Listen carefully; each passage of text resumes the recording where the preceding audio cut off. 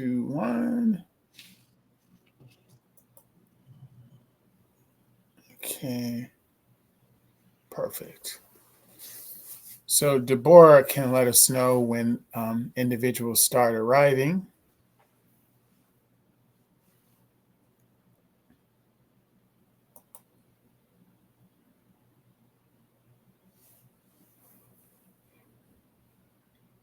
We still have a minute, so.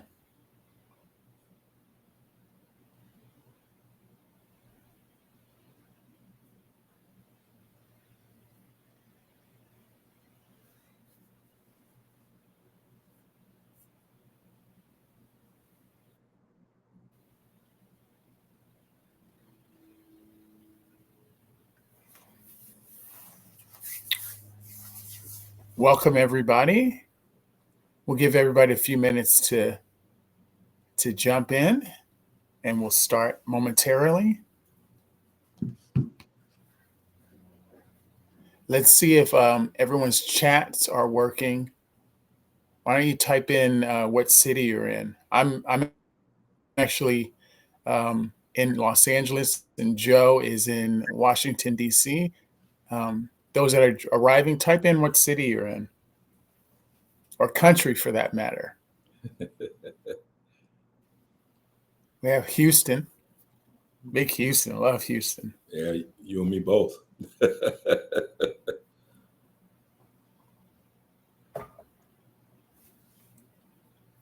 Those that are coming in now, type in what city you're in.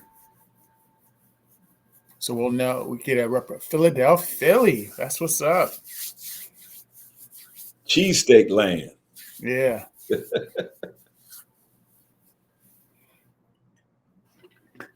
it another 2 minutes. Any other cities and states and countries?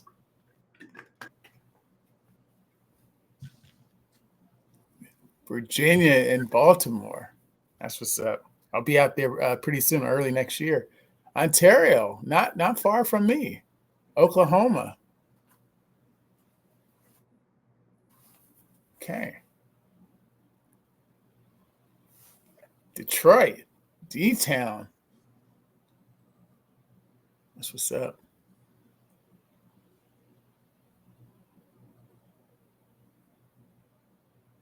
There's a lot more people in the chat. Philly, we got another Philly. So we're going to go ahead and get started to respect those individuals that are here on time. We always like to do this.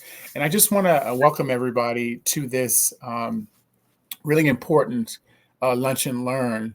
And we had one, I want to say 4 or 5 months ago with this very same topic, but it was on the administration side. It was from Enterprise Community Partners.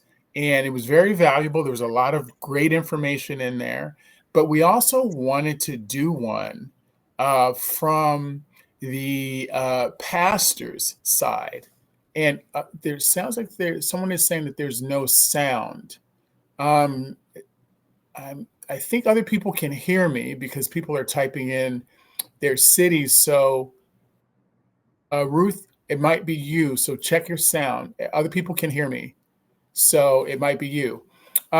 So continuing, we wanted to get the perspective of the pastor's side, the people that are actually doing the work, not the ones that are directing the work. And there's no one better to bring in on a Lunch and Learn for that than Reverend Dr. Joe Daniels. He's the senior pastor over at the Emory Fellowship in Washington, D.C., a dear friend of mine, a client of mine, and a brother of mine. And I want to welcome him. And I want to give you a little bit of a background of Joe Daniels before I give him the mic. And I want to highlight Joe's leadership. He's been over there for almost, I think it's 30 years. 34. And when you talk, 34. Right. And when you talk to the individuals in Washington, D.C., everyone knows the name of Joe Daniels, of the changes that he has made, positive changes that he has made to that city. It's extraordinary. And so I'm going to read a little bit of his bio, then I'm going to open it up for him to say a few words, and then we'll jump right in. So he, as I mentioned, he's the senior pastor over at Emory Fellowship in Washington, D.C., and he's been there for 34 years. He's the visionary leader behind the Beacon Center, which is a model of a faith-based community and development center. And we'll talk a little bit about that. That's kind of the nut that we're going to be talking about that he's done through his repurposing his footprint. And he's a nationally respected speaker on interfaith justice and community revitalization. He's written, I want to say, is it 5 books, Joe? 4. 4 books. 4 books. He's probably working on the 5th one now and won't tell me about it. And so Joe, why don't you say hello, and then I have a quick question. Welcome and say hello and tell us a little bit about yourself. It's first of all, I'm humbled and honored to be with you, my brother, on this podcast. You're doing phenomenal work in the area of fundraising and supporting Black churches in this way. And so I'm just excited to be with you. I'm grateful to be with everybody who's on this podcast and ready to share as God leads. Perfect. Thank you, Joe. And just to let everybody know a little bit about my background, because you may not even know who I am. And my name is Paul Hosh. I am the CEO for Nonprofit Fundraising Management. And what we do is we work with Black churches and Black nonprofits, and we modernize their fundraising. We bring them up to the 21st century. So we move away from passing the plate. We keep doing that, don't get me wrong, but we also move into major gifts, cases for support, planned giving, and grant writing. So we bring you up to the 21st. In fact, Joe, as I mentioned earlier, is one of our clients. And so we're very happy to work with him. So let me ask you a question, Joe. Sure. Give me a fun story. Can you share a moment when your congregation realized that the ministry extended beyond the 4 walls of the church? Yeah, I'll try to tell you this real quick. So when I first arrived at Emory in 1992, people in the community called us the mausoleum on the hill. and our building, our building literally looked like a mausoleum.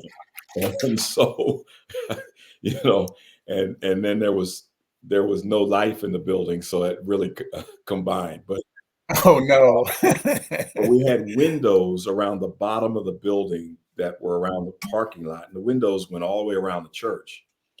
And one day, someone busted a window and looked like they were trying to break into the church. They busted a window. Our trustees fixed the window. As soon as the window was fixed, they busted another window next to it. Trustees fixed that. Then they busted a third window, and they obviously were trying to get in to stay warm. Nothing was stolen or anything like that. And so we had a trustee meeting finally, and one of our trustees was like, "We need to build a fence around this church." And we were like, "A fence? We need to open our doors." Exactly. We started opening our doors and feeding people and clothing people in the neighborhood, because at that time we had a lot of transitional movement of people who were homeless. We had a lot of people abusing drugs, abusing alcohol, and the evidence of that was all over our parking lot and our stairwells. We had used syringes, used condoms in our stairwells. Once we started opening the doors, the breaking of the windows stopped. The protection of the building by the community increased, and we literally had people looking out for us. And so it started out, kind of funny, because the trustee was like, "We need to build a fence around." I'm like, "A fence?" Yeah. But once we open our doors, things have just been incredible. That's fabulous. That's definitely the turn into the storm. Don't Don't turn away from the storm. Don't Yeah, exactly. deal with it. Yeah. Exactly. Well, let me ask you another question, Joe. Can you give us a brief history of Emory Fellowship and how its mission prepared the way for reimagining your footprint? Sure. So Emory's history is very interesting. The church has been in that space since 1832. Uh, it started as a Methodist Episcopal South Church, which in Methodist lingo, this was the southern part of the Methodist Church, and they Mhm. believed that you could be Christian and own slaves. And so this church was started by um, people who had that belief at the time. And 2/3 of our property, ironically, that we own today was purchased from a Black woman in 1855. And so, Oh, wow. and so when we ended up doing research to find out who this Black woman was, turns out her name Mhm. was Elizabeth Proctor Thomas, and she and her grandmother owned the property in 1800. They owned Wow. 11 acres of land, of which Emory, less than 1 acre, was a part of that parcel. And so our history goes all the way back there, right, to 1800. And she was literally housing um, free Blacks and runaway slaves. So Oh, she wow. was actually doing affordable housing Wow. before we even dreamed about it. That's impressive. And so when the vision came to us about the Beacon Center and we got into historic battles and things like that, all of a sudden, when we did research on this woman, we found out we were just continuing what she had started 250 plus years before. At any rate, the church at its height in 1950 was 1,200 members, a predominantly white congregation.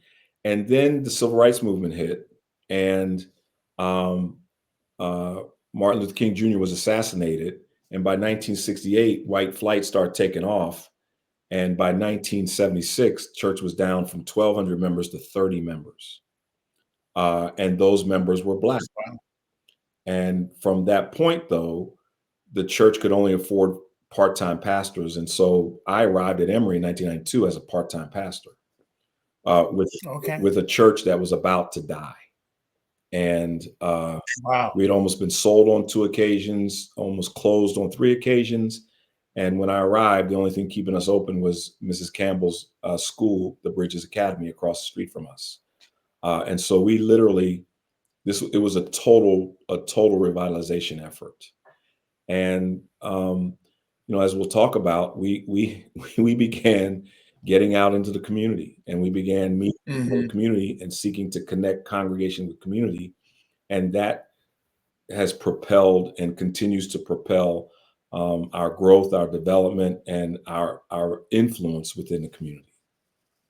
Yeah, and that's not necessarily traditional No, for a lot of churches. And so, what made Emory, and this is, and those that are listening, this is leading us directly into the repurposing your all tied footprint. in. So It's all tied. so bear with these questions because I want to sort of bring you along.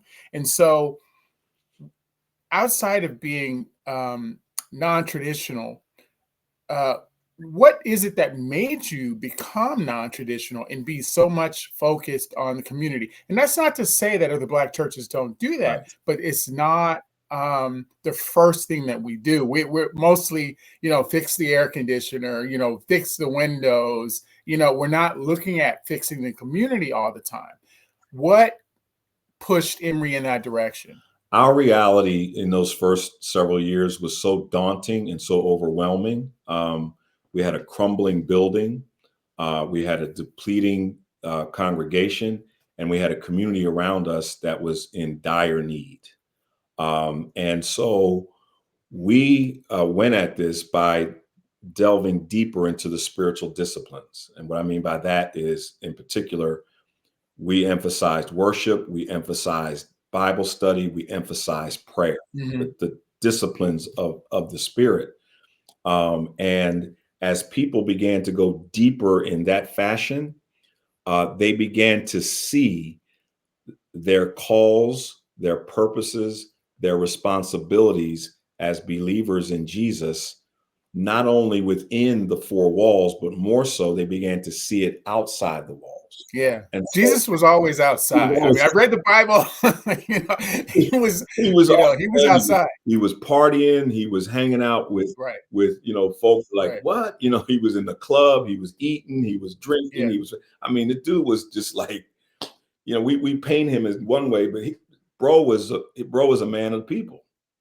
And Exactly. so our folks began to see that, and they began to experience calls. And what that did with several of our folks is they were like, we got to do something outside. And so Yeah. they began they began saying, we gotta reach people who are homeless, we gotta feed people who are hungry, we gotta clothe people who are naked. That led to us opening the doors of the church and literally housing homeless families in the sanctuary. And that led to I us see. literally feeding meals in our fellowship hall. And all of this was coming out of the spiritual disciplines, which Mhm. is critical if we're talking about repurposing property and repurposing, assets to meet community needs. It's got to start in those spiritual disciplines, and Yeah. so It starts the mission and then everything trickles down. exactly. Yeah. So that's You don't very well know it. You done. don't know anything about mission and vision until you do that deep dive. And a lot of churches Exactly. skip that. A lot of churches skip that, Yeah. and we wonder, well, what would he do? The Yeah. answers are in the spirit, and as we're able to dig Yeah. down deep, we get revelations as to what our own particular churches are supposed to do. That's so well said. And this is a great learning lesson for those on the call, because one thing that Joe will tell you, that whenever we're starting something new, like for example, we're looking at reviewing one of Joe's boards right now. And the first thing that we did, in our very first meeting, was we looked at the mission. What is the mission? And then what the mission is giving back to the community and doing all those. And then all the decisions that we make are that's our North Star. So whatever we sort of have a question and try to figure out, we go back to the mission and be like, what is it we're supposed to be doing? And then it guides Yeah. us. And so just remember, every new thing that you embark on, what is the mission of your church or organization? And that should be how you're making your decisions. And it keeps you honest, keeps you on track. And when someone asks you a question, you got the answer, because everybody's marching in the same direction, because everyone knows what the mission is. And that's one of the things that Emory does so well. It's the mission. What's the mission? It's the mission, and you discover that mission through going deeper into the spiritual disciplines. And the mission, when you get off track, if you come back to the mission and vision, it always gives you the answer for what's next. Exactly. Always. It's the North Star. It's the North Star. So Joe, now let's can you define, from your perspective, what is repurposing your footprint? How would you lay that out? So I like to define that in the context of vision in particular. And for me, vision is when the leader's purpose and the congregation's passion and the community's cry, when those three intersect, in that sweet spot of the intersection, God speaks vision. And I define vision as God's preferred future. I define mission as how we're going to get there. Okay. And so once that becomes real, then all of a sudden you begin to look at, well, what assets are at my disposal, and how do I position those assets to get at what the vision and mission is that has come from leaders' purpose, congregation's passion, and community's cry. Okay. And so for us in particular, and what's happening at Emory will be different from what's happening at another congregation. or maybe even similar, but it's still different context. For us, But the process is the the same. process is the same, right? The process is the same. So for us, once we were clear about vision, and for us, our vision is to offer a whole life to every brokenhearted person from George Avenue to across the globe. Whole for us is an acronym: well physically, healed emotionally, obedient spiritually, loved unconditionally, empowered financially. The whole person. Um, our mission is to learn from Jesus, love like Jesus, and lead others to Jesus so that we can live a whole life. So the learning, loving, leading is a part of how we get to offering people a whole life. Whole for us is salvation. If you look at the Greek word for salvation, sozo, it means to be healed, to be complete, to be made whole. And so that's not just the spiritual piece. It starts spiritually, but then it looks at the physical, the relational, the financial, the mental, emotional, all the aspects of someone being whole. And so once we were clear about that, it becomes, how do we use our buildings? How do we use our people assets, our financial assets, our building assets, and the like to reach and accomplish that vision? So for us, we had a mausoleum on the hill. And as we were doing the vision work, as we were doing the vision work, we began hearing from people in the neighborhood. We were doing one-on-one relational meetings with people in the neighborhood, across the city, et cetera. What is it that you really need? And people would say all kinds of different things, but the one thing we kept hearing from people was, I need an affordable place to live. I need an affordable place to live. Seniors were being displaced from the city because of rising property taxes. People who are homeless obviously need a place to live. Folk who are renting were seeing the rents go sky high. Okay. But once we had vision and mission and we're clear about it, we're like, well, what do we do to resolve this problem? Well, we start going up and down the street. So let me just jump in quickly, Joe. Sure. I want to also point out, and keep on that point, Sure. but I also want to point out that Joe's reaching out into the community was intentional. This was not an accident and people just walked by and said, hey, we need affordable housing. This is intentional. In fact, there's other projects that Joe and I are working on. We do surveys, we do interviews, we do reports, we come back. So we're not making decisions because we feel like we think we know what's going on. We make decisions based off of research going out into the community, bringing that back and synthesizing it and doing it in a survey fashion. So it's quantitative and qualitative. So we have all what's going on. So we're not making mistakes. We're hearing what the community is saying and we're acting on it. And I just wanted to point that out, that this is not this is scientific. Like, we're going out and getting these answers in an intentional way. Yeah. I mean, you're it's contextual, right? You got to know. You got to know from a data point of view, but you also got to know. I talk about there needs to be your census demographics, but you also need to do what I call windshield demographics and what I call pedagogical demographics. That is, you got to drive around and see whether or not the census data that you're seeing is really the truth. Matching.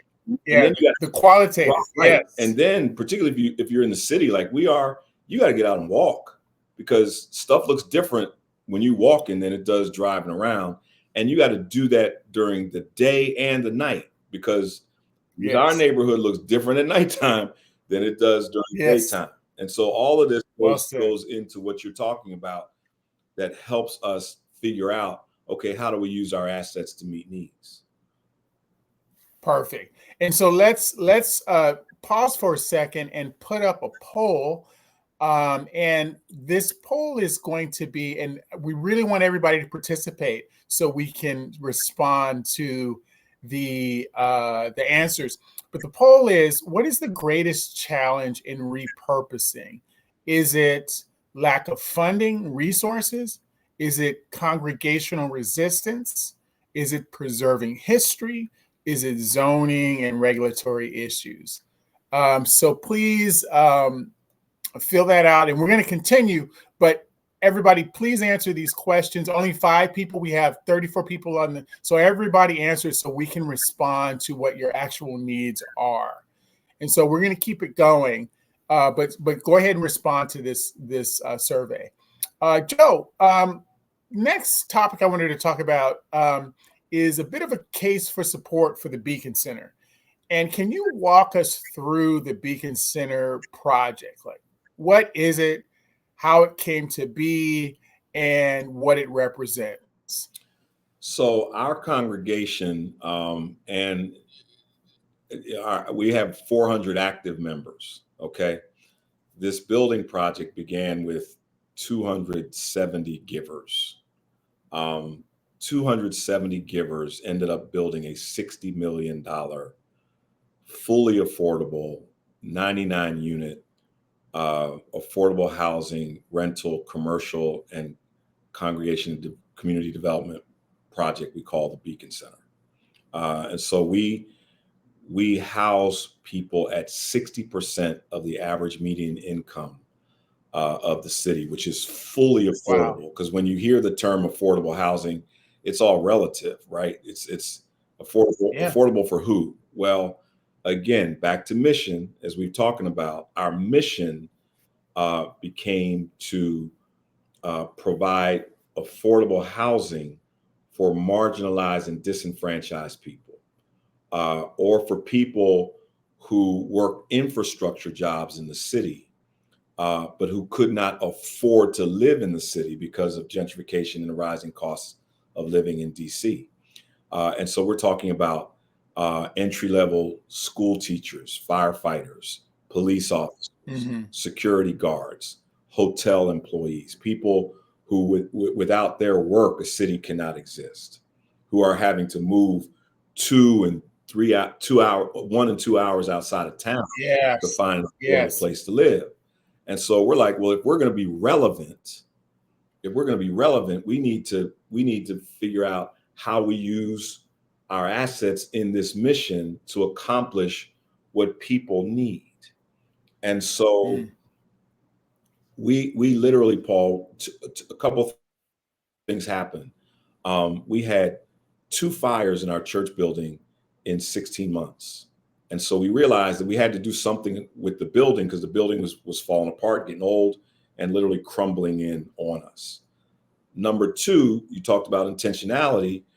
We intentionally went to the neighborhood and we're talking to people through one-on-one relational campaigns and other forms, and we kept hearing affordable housing. We sought to buy property up and down Georgia Avenue where our church is, and every time we got to settlement time, the deal would fall through. And then one of our neighbors, at a moment where we were like, what do we do? One of our members said, "Why don't we build right here?" Meaning right here on our church property. And we had never even considered it. And we did a couple of surveys and realized that we had air rights, so You can go we up. could go up. And so we ended up finding out that we had 188,000 square feet by which to operate. You're like, whoa, right? And so it was clear what our mission was. We were clear about what people were saying that they needed. We were clear that at that moment, our ability to offer a whole life was tied into offering people an affordable place to live, as well as feeding people, of which we were already doing, and even providing immigration support, because we were doing that as well. And so we began to target our efforts on affordable housing. And what we thought was going to be a $3 million project ended up becoming a $60 million project. That's The amazing. profound thing about it is that what the Lord allowed us and used us to build is the largest 60% affordable project done in DC in decades, if not period. Wow. And what I mean by 60% is, affordable housing is often determined based upon average median income. So at the time we built, the average median income in DC for a resident of DC was $120,000 a year. Right today, it's almost $160,000 a year. But and then if you look at the breakdown of that, white families of four, the AMI was also $120,000 a year. But then we noticed, Oh, wow. This huge wealth gap, and that was that Latino families of four in DC at that time were making $41,000 a year, and African American families were making only $38,000 a year. And so, Oh, wow. here now we discovered, getting back to purpose and mission, here we discovered as a church that there was an $80,000 to $100,000 a year wealth gap amongst races. Wow. And we're a Black church. We have people from 20 different nationalities, even the Philippines. Even we have a couple of members who are European, but we're a Black church, and so we're like, look, we got to help our people. We got to take care of We our got to own. take care of our own. And so those who moved into the building when we opened six years ago were making no more than $70,000 a year, up to a family of four, and so fully affordable, right? And so you're talking now, today rents in DC are $3,300 to $3,400 a month for a 2-bedroom apartment. Those who moved in 2019 in the Beacon Center, we did 3-bedroom, 2-bedroom, 1-bedrooms, and studios. A 3-bedroom was $1,500 a month. And we're talking about carpeted floors, marble tops. Yeah, I see. Yeah, you guys need to visit the website. It's and maybe we could put the website in the chat, but it's one of those. It's the Beacon Center is amazing. So again, following mission, right? Because the powers that be were like, why don't y'all build market rate? Well, we could have built market rate and walked away with a ton of money, but that was not our mission. Our mission was to help the people who were being displaced from the city, who were being marginalized and disenfranchised. All of that came out of, again, the spiritual disciplines and the discernment thereof, and our members moving out into the community in their calls. And it came from us moving from housing people in our sanctuary to renovating an old parsonage and doing transitional housing there, to feeding people in our basement, in the very place where the windows were being broken and the trustee wanted to build a fence, to buying a couple other houses in the neighborhood and using those for the mission. All of that came out of this, and then the Beacon Center emerged from that. And now we're at a place where we're seeking to do a second building project at another abandoned church about 3 miles south of us to continue the mission. The growth. Yeah, that's incredible. And you don't have to be a mega church to do this. We're talking the miracles of God. Our congregation is 400 members, right? Yeah. And so it's about mission. And as you do the spiritual development, as you discern the mission and vision, and as you stick to the mission and vision, all of a sudden resources begin to come from different places. And I can talk about that if you'd like. Yeah, definitely, because you can probably see the poll, or maybe you can't, but 85%. Okay, well, you see, so that's what we should be talking about, is lack of funding and resources. So how do the people on this call, how do they get the resources and the fundings that they need to even consider this? So usually people, when we find ourselves in a situation that even we were in at Emory, the natural response is we can't afford it. We don't have the money. Okay. And so we don't do, because we can't see beyond not having the money, right? But we must understand a central principle here. And that is that money follows ministry. ministry does not follow money. And so it's about doing the ministry. It's about identifying the mission, Paul, as you talked about. It's about Yes. clarifying the vision and the mission, and then going after it intentionally, and understanding. And this is what I want to get to: understanding that when God gives a congregation a mission and a vision, that mission and vision is not locked into the church building itself or the people. That vision is to be manifested in the broader community, which means the private sector, the government sector, and the public sector. Okay, you and I, we're John Q. Public, Jane Q. Public, right? We're the public sector, we're the citizens. Government sector is responsible for legislating and for providing services to people that come from the taxes that are earned off of the public sector, who are your corporations and others who bring money into a neighborhood. The government's responsible for taking that money and making it available to citizens. As we build relationships intentionally within the private sector, government sector, and even the public sector, we find that there are resources, that God has resources out there for us that can and will and desire to support God-given vision and mission. Okay, so That's so well said. at the same time that we are hearing from our neighbors, we need a affordable place to live. I'm in meetings with the mayor of DC. I'm in meetings with corporate heads. I'm in meetings with other government officials and other private sector people, and they are saying we have an affordable housing problem in the District of Columbia. And so at the same time, we're saying this citywide. DC's number one issue at the time, and still is affordable housing. And so the issue then becomes, oh, we got this big vision. We have a stake in the game. We're putting our property into this, and we're doing the fundraising for this. Okay.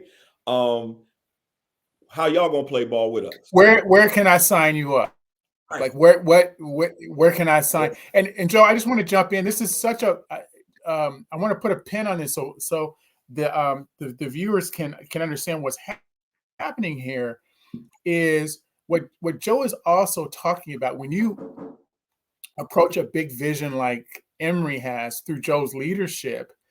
What happens and what most people goes back to what Joe was saying. We don't have the resources, but when you focus on providing for the community's resources opens up to you, because you're not trying to get an air conditioner for your church. That's right. You're trying to build, affordable housing for the community. So the community's purse strings open up for you. And so going back to what Joe was saying, we don't have the money. Yeah, you don't have the money because you're looking inward. When you look outward, that's it.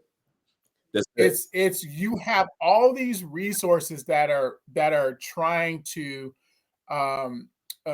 position themselves in the community, and they can do that by helping your church. Exactly. And Paul, you are masterful at this with the work that you do. It's important for our congregations to adopt a theology of abundance and not a theology of scarcity. That's it. Okay. That's it. Because we have more than we think we have. But if our mindset is we can't afford it, then we'll never get there. But if our mindset is, you know what, just like the story of the feeding of the 5,000, there's a little boy in the crowd that says, "Hey, there's a fish sandwich and a couple of there's a McDonald's extra value meal number 7, right? We can use that. Yeah, no question. Jesus is like, go get that. Jesus takes that and Jesus increases it. Okay. That's so well, because it's like when I'm talking to potential churches and potential Black nonprofits and Black churches, the one thing I run into all the time is some of the finance committees. They say that we can't afford this, right? And but it's what I try, and a lot of them don't see this even after I say it over and over again. I say what you're looking at is the cost, but you're not looking at how much money is going to come in. You're only looking at the cost, which is scarcity instead of abundance. Exactly. So if I'm bringing in, if it costs you 25 cents to raise a dollar, which is what it is nationally for nonprofits and fundraisers, 25 cents to raise a dollar. How many times are you going to put down 25 cents until your arm falls off? But what most people don't see is all they see is this is costing us 25 cents Right. and we're not going to do it. Right. Instead of saying it's costing 25, but we're going to bring in a dollar. Exactly. And that's what I want you guys to understand on this call. You're going to have to spend some money, but you need to look at what's going to happen when you do it. Exactly. You can't make money not spending money. You got to spend money to make money. And no question. And even if you think you don't have it, if I work with you. I work with you, Paul, and we've said this to you a zillion times to tell everybody. We had to make a faith decision. Yeah. We had to make a faith decision, and we made it, and God is blessing us because we made it, right? And that's we're having a good year. Two good years in a row. Right. It's going okay. Right. And and that's always been Emory's story, is when we have been faced with something that is so daunting and looks impossible, when we dug into our spiritual disciplines and walk by faith, doors start open. And so that's the mind. And back to the big community and the three sectors that make up every community: private, government, and public. And it doesn't matter whether your church is in a rural area, suburban area, urban area. Every community is built on those three sectors. No question. The entire country is. The entire country is. And so those three sectors are waiting for the church to say, what do we do? What do we do to meet this need? And how can we partner with you? And when they see a church willing to do that, there's immediately like a what? There's a shock. There's almost like, well, what are you doing here? But then when they see that you're consistent about it, and you're consistent about repurposing your asset because of your mission that you continue to follow, because of your North Star. That's it. When they see that, then all of a sudden it's like, well, how can I play ball in this? Right. So when we look at, how did we fund $60 million when we didn't have it? Well, first of all, we were like, well, we got to put skin in the game. Okay. So we leveraged our property. We got a capitalized ground lease, leveraged our property, and we did 2 capital campaigns, and 270 folk who thought they couldn't raise. I mean, who thought we couldn't raise even enough to fix a roof. In 2 campaigns, we raised a total of $1.4 million. And so we took our property and our 1.4 million, and we went to the government and private sector and said, look, this is our commitment. What y'all gonna commit?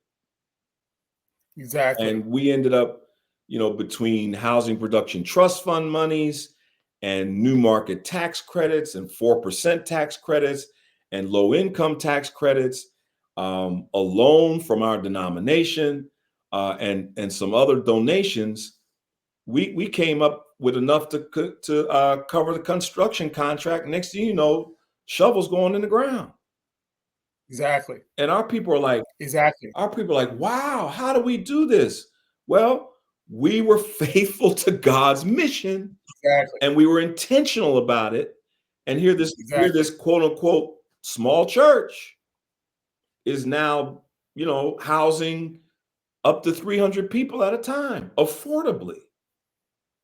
Yeah, so that's amazing. So Joe, let's talk about. I want to get to next steps, but I also want to talk about what were your challenges, what were your hurdles that you ran into. Well, you had a few people in the survey talk about congregational resistance. We didn't have a lot of it, but we had some. We had people who were like, "Your vision's too big." It's the word we would always hear is that it's ambitious, right?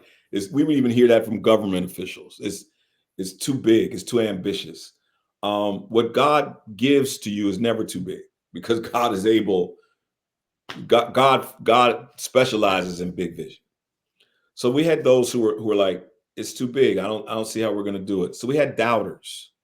We had some who said, when we left the church and went to worship in a school while all of this was going on, we had some who said, we'll see you when you get back. Okay. So you're going to have people like that, right? We also had resistance in the community because when you're seeking to advance something that helps people, there are always going to be those who are benefiting off of people suffering who don't want to see.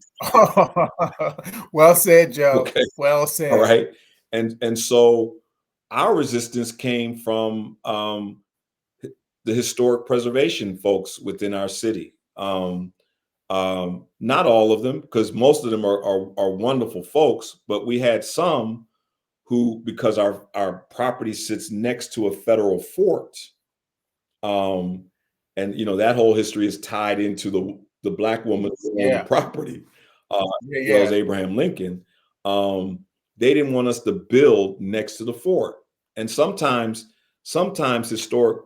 I'm into historic preservation. I think we need to preserve history because if we don't know our history, we don't know where we No were, question. where we've come from. But there are some who take it too far, and they use historic preservation to try to control who lives where and who can do what in what neighborhood.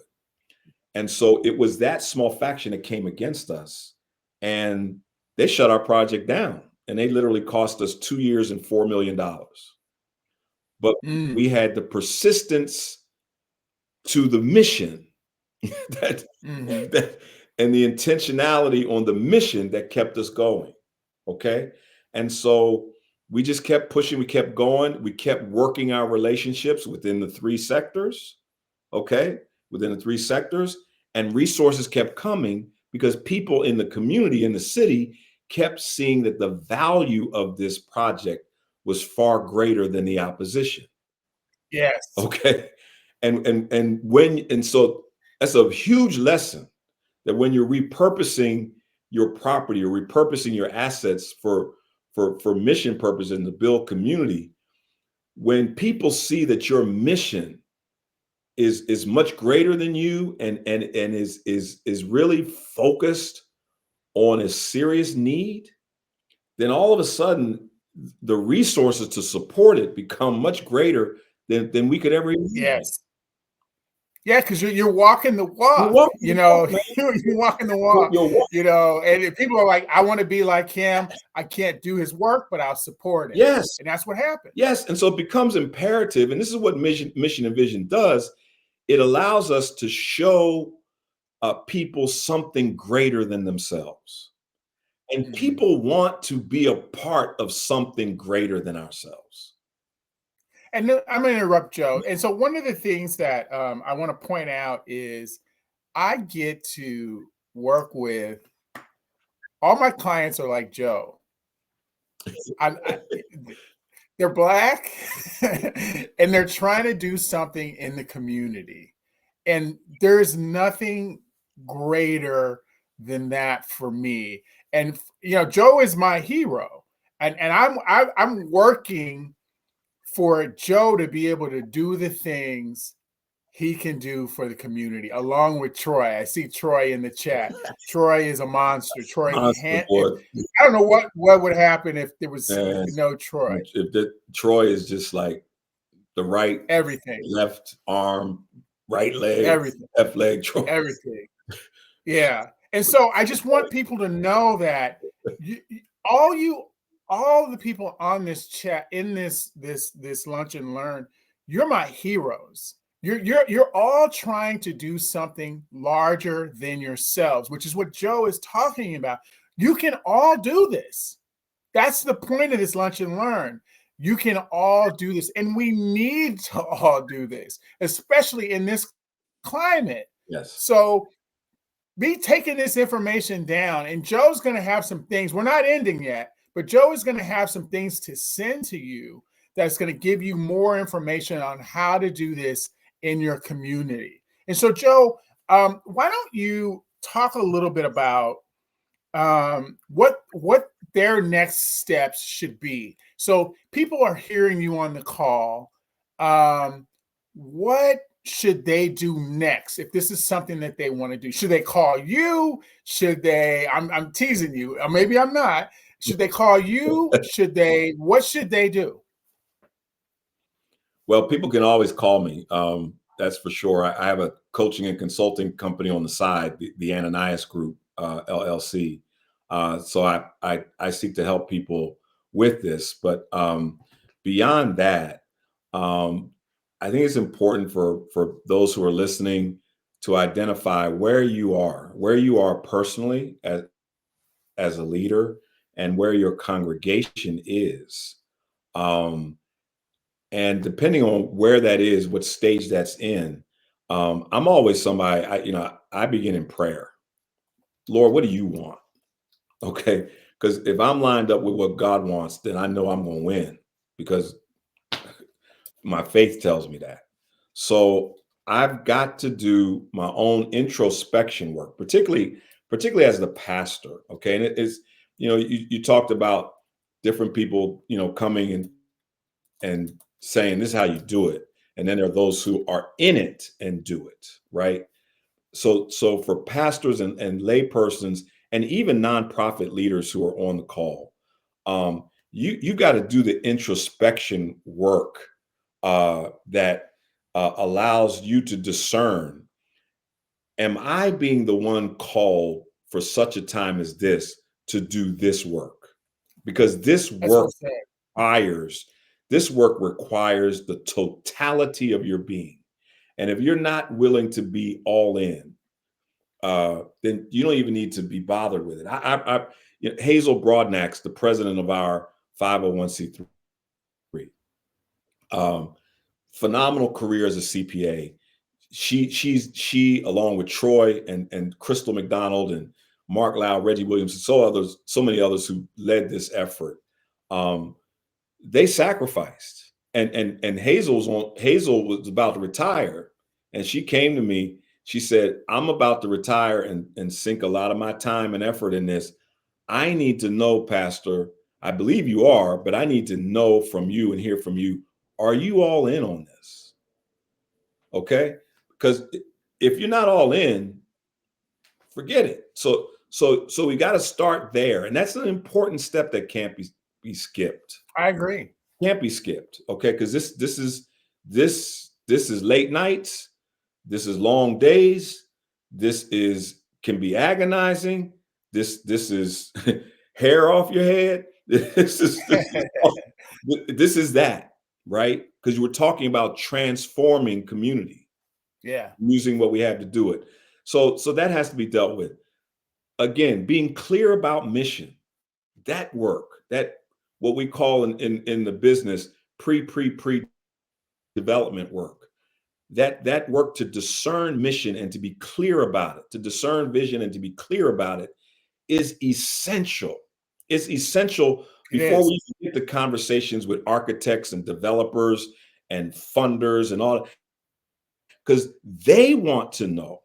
Matter of fact, they're not even going to be bothered with you until they know that you've done the work that I just talked about. Exactly. Because if you've done that work, then you're clear. And what they want to know is, are you clear? Are you ready? Because they know the demands of this. Yeah. And it's not this is a marathon. It's a marathon. Please, if there's any questions, please put them in the chat and we'll be sure to ask Joe. Continue, Joe. Sorry about that. This is a marathon. And so you've got to do the spiritual development work. You got to do the mission and vision development work. And so it's not linear. It's all kind of intertwined, but you've got to do that work. And as you're doing that work, you then need to begin to understand the lingo of what you're getting into. Okay, because developers, most developers know that most people they deal with in church, they don't understand AMI. Okay, they don't understand what a pro forma is. They don't know the building codes and all this stuff. And Lord knows I didn't know any of this stuff, or I knew very little of it when I started. But you've got to put yourself in places where you learn it, where you Mm-hmm. learn the lingo and learn the technology and learn what they're talking about so that you can communicate with them effectively. Because when they hear you talking their language, they're like, oh, okay, well, let's go deeper here, right? Yeah. Yeah. And so you've got to do that work just the same. And then you're in a position to do the recruitment of architects, the discernment of who a developer needs to be, the survey work, understanding what that is, understanding pre-development costs and what are necessary to develop and find pre-development monies, uh, to understand what a capital stack is and what is necessary to complete a capital stack, um, permits, All of that. Yeah. all of Gift that, charts, all everything. all of that. Yeah. Okay, but that again is driven not to beat not to be just not to be a scratch record, right? Just go. It is imperative that you are clear about the mission and vision, Yeah, and that you're it that's focused everything. It's your North Star. If you're not doing that, again, we start every new project by looking at the mission and reverse engineering. yes. That's because it just keeps us in line and honest and on track. And the We other thing too, Joe. we had, if I could speak to that real Go quick. ahead. Oh, please, So, please. so the reason this is so important is because no building project happens without there being some kind of crisis or challenge. It No just question. it just doesn't. It's not a smooth process. And so when Because reality is in the business of growth, you and got challenges make you grow. the challenges make you grow, and so Yeah. when the challenges come, have you done the spiritual work and the mission and vision work that grounds you in purpose and that keeps you moving even when everything else is coming at you? And so, biblically, Nehemiah on the wall, this is why Nehemiah could say to the authorities, uh, what I'm doing is too great, it's too important, I will not come down, I'm going to stay here even if it costs me my life. Yeah. Yeah. And you've got to, because so when we were landmarked by historic preservation the first time, as I said, it cost us 2 years and $4 million. So we were at a place where we couldn't go back to the church because the building had been torn down. I mean, it was run down. Surveys had been done. It was uninhabitable. We're in a school, so we're nomadic, and we're being stopped by a force that does not want us to build. What Yeah. do you do? Right? What do you do? Do you leave? Do you quit? What do you do? Our folk were grounded in prayer, worship, study, disciplines, and mission and vision. And we kept saying a threefold mantra: persistence, patience, prayer. Prayer, persistence, Yeah. patience. And And you got that it done. and that got us through. That got us Yeah. through. Joe, someone asked the name of your consulting firm in the chat. If you can type that in, that Sure. would be great. And then also, Joe, talk about the takeaways you're going to leave the audience. Those 2 or 3 things that you put together. So I really think that it is vitally important, um, as I said, that we do the spiritual development work, I think it is vitally important that we look at how do we engage our community? How do we intentionally do the one-on-one relational meetings in the community? And 100%. how do we set up one-on-one relational campaigns? That helps us understand what the community's cry really is. Okay. And how does vision come together with the understanding the leader's purpose and the congregation's passion and the community's cry. Okay. And so leaders must do the introspection work. Leaders must revisit call. You know, how did God call me to this? Why did God call me to this? What did God call me really to do? And to be No clear question. on that and to help others do the same. To discover congregational passion through one-on-one relationships with people in the congregation, right? To hear what people are really passionate about. So it's like if the pastor was not here, what is the church found passionately doing? What is it that people voice that they really want to see, or they really want their church to become, or they really want their community to become? What is that? And then Yeah. pulling that together. So that is vitally important. And then I would say doing asset mapping within community. Asset mapping No question. You is, have to do that because if you don't know what's going on, if, yeah. if you don't know what's going on, then you don't have a chance. So those are three things. I'd add a fourth, and that is to begin training folks and participating yourself and getting them to come along with you in building relationships, one-on-one relationships within the three sectors that make up every community: the private, government, and public. And what that's going to do is open doors for resources to come to help you repurpose your assets to accomplish your vision. That's perfect. And Joe, I want to put in one question at least, and just before we get you to answer that question, I want to let everybody know that we put in the group that Joe is going to be sending you some items that's going to help put you in this position to start this project. And I think there's 3 items, and so we posted them in the group, so you'll see them. So we'll get that to you. And the question is, I'm thinking about renting some available community space for a year, but we need funding to rehab those spaces. Would you do that with capital campaign or volunteer work efforts? Ask that again. I just want to be clear. I want to be clear.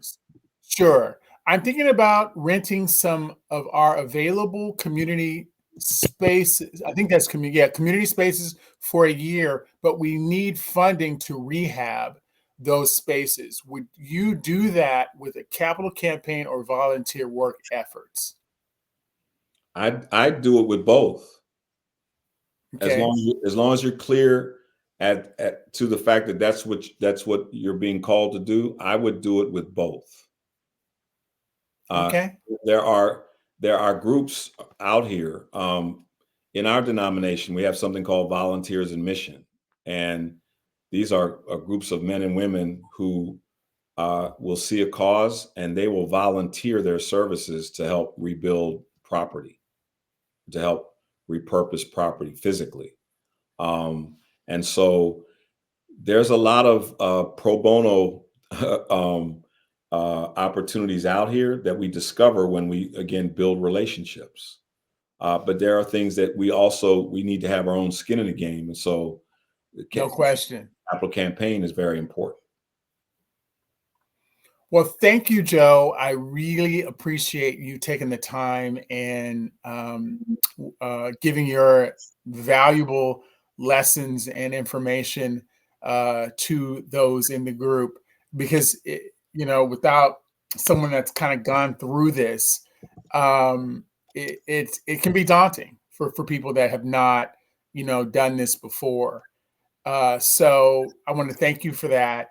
Is there any last sort of words that, how are you funding the general operating would be my question for these, for the things that you're building, Joe? How are you doing that? So we are doing that through the traditional tithes and offerings. We're also doing that through our work with you and NFM to look at how do we build short and long term self sustaining fundraising efforts uh, Right. within our congregation. We're also always looking for grants, grant opportunities from foundations, and the premise of the Beacon Center itself was to generate a long term revenue stream, and so once we get everything paid off in another 6 7 years, 50% of all the proceeds from the Beacon Center will come to our church and nonprofit. And so these are particular ways that we're looking to fund and operate our ministry. That's well said. There's an Pastor Jessica asked a funny question. She says, "So which one of you do I hire now?" So that's funny. That's funny. So you don't. So I think what Joe can, what Joe does is he. I'll let Joe explain it, but I think Joe helps you get started on building the building. Yeah. Is that, how would you describe So it, Joe? so my greatest my greatest blessing, I think, to others is I can help walk people through what's necessary to get started in this. I can also walk people through it because I've had the blessing of being able to see a vision at the beginning, and I've been able to walk with that vision all the way through, and I've been able to see the vision to completion, which I realize is something that most people don't have the opportunity to do. So I have Yeah, the ability to do that. Um, Paul, if it was me speaking on your behalf, you know, Paul has the ability. Paul is a masterful fundraiser, and Paul is a masterful fundraiser, particularly from the point of view of helping a church or a nonprofit organization set up an ongoing long-term process that allows yeah, fundraising to get into the DNA of your church or organization. Okay. And that is so needed in Black churches and in the Black community today, because tithes and offerings get us, but so far we're being yeah, challenged to be creative in how we raise funds in ways above and beyond what typical giving is.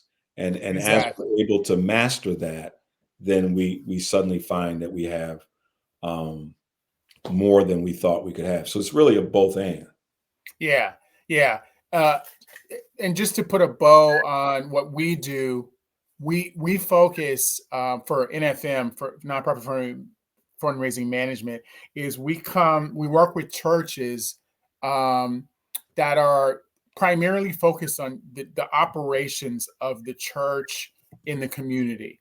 So we bring the resources, the fundraising resources to that. So it's whether you are, have your existing programs, as well as what Joe has put together with the Beacon Center, running raising the funds for that. Because one of the things that I work with, I along with uh, Joe Williams, who's over at ECP, and he jokes with me all the time. He's like, "Yeah, I can help. I can get them to build a building, but you're the one that helps keeping it funded so it can keep going in the future." So it gets built, and then I sort of come in. But I also work with churches that are not doing this, but are doing other programs that are within their facilities. So that's kind of what Joe and I do.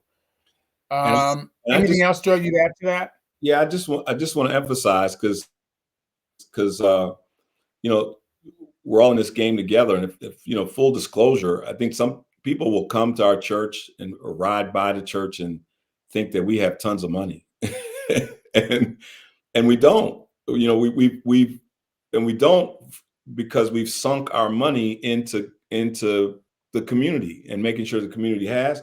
But we're working just like everybody else on this call.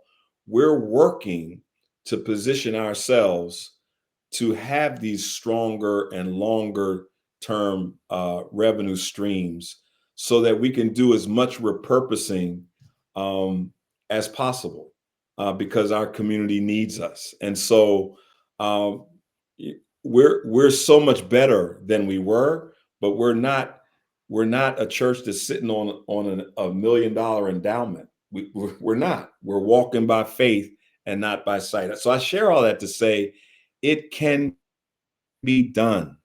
You can do it. You just have to get the foundational pieces together that will allow you to accomplish far more than you thought you could. And I'd add, get the people around you that know the stuff that you don't know. Don't Exactly. try to don't try to do this without, counsel, because Exactly.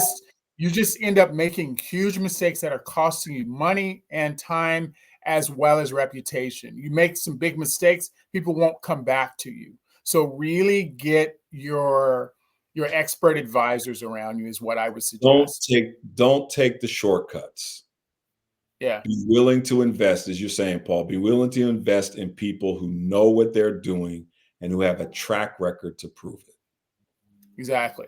Exactly. So thank you, my brother. Always a pleasure. And I hope those on the call found this rich and helpful.